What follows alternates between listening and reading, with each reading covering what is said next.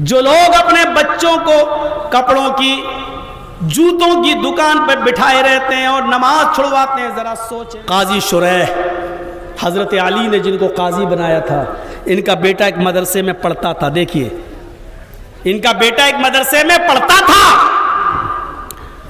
کسی نائی کی دکان پہ چلا گیا۔ حجام، نائی جانتے ہیں نا، باربر، حجام جو بال بناتا سیلون پر، اس کی دکان پہ چلا گیا۔ وہ کسی کا کٹنگ کر رہا تھا، یہ بیٹھ گیا۔ قاضی شریح کا بیٹا، عصر کی اذان ہو گئی۔ جب اس کی کٹنگ پوری ہوئی تو جماعت ہو چکی تھی مدرسے میں۔ جب یہ بچہ مدرسے پہنچا تو وضو بنا کے الگ سے نماز پڑھ رہا تھا، یعنی جماعت ہو چکی تھی الگ سے۔ مدرسے کے ٹیچر نے دیکھ لیا کہ اچھا کیا سزا دوں اس کو، جماعت کیوں چھوڑی؟ نماز پڑھ لی لیکن جماعت کیوں چھوڑی؟ یہ قاضی صاحب کا بیٹا ہے نا، تو قاضی صاحبی سے پوچھا جائے کہ اپنے بیٹے کے لیے کیا سزا متعین کرو گے؟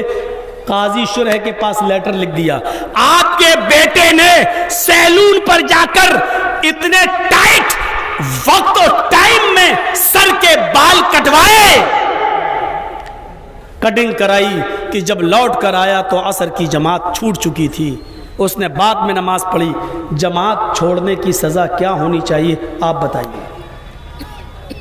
قاضی شریح نے ایک لمبا سا موٹا سا ڈنڈا دیا اور ایک خط دیا، ٹیچر کے نام اس خط میں لکھا ہوا تھا کہ اس لکڑی سے، اس ڈنڈے سے میرے بیٹے کو اتنا مارو کہ اس ڈنڈے کے 3 ٹکڑے ہو جائیں۔ ابھی سزا پوری نہیں ہوئی۔ جو لوگ اپنے بچوں کو کپڑوں کی جوتوں کی دکان پہ بٹھائے رہتے ہیں اور نماز چھڑواتے ہیں، ذرا سوچیں۔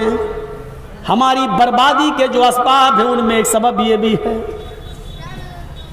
غور کیجئے میرے بھائیوں، قاضی شریح نے اپنے بیٹے کے لیے جو لیٹر لکھا وہ یہ لکھا کہ اس ڈنڈے سے میرے بیٹے کو اتنا مارو کہ یہ ڈنڈے کے 3 ٹکڑے ہو جائیں، اس کے بعد ایک کمرے میں بند کر دو میرے بیٹے کو، اس کا کھانا اور پانی بند کر دو۔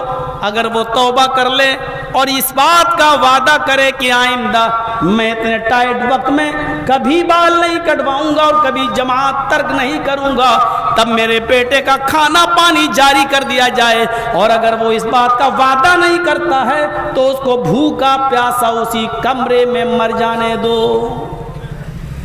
یہ ایک وقت کی جماعت کے چھوٹ جانے کی سزا دی تھی باپ نے اپنے بیٹے کو۔